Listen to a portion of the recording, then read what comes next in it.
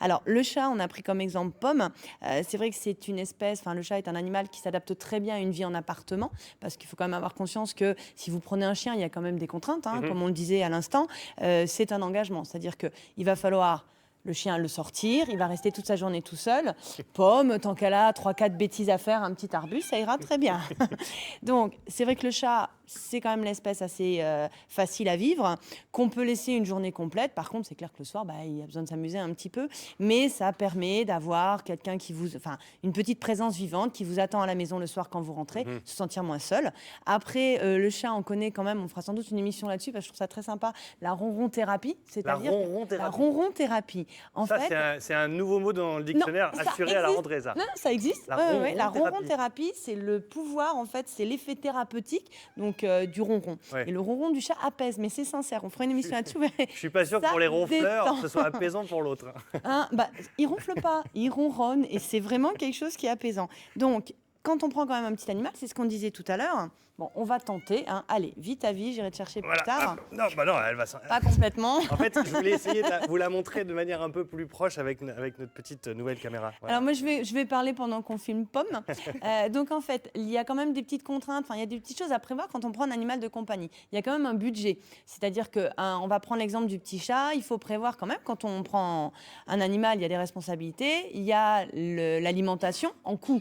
On va dire par mois, il y a l'alimentation, la litière. Donc c'est quand même quelque chose de relativement abordable pour un étudiant. Ensuite, faut penser quand on prend un petit chat qui aura comme une stérilisation, donc mâle ou femelle, il faut les stériliser pour éviter que elles soient en chaleur et c'est compliqué, ou que ce soit un petit mâle qui fasse pipi partout. Mais une fois qu'on a fait le tour de ces petits budgets-là, c'est quand même un super compagnon de tous les jours. Et c'est vrai que pour les étudiants, ça permet quand même d'avoir une super vie.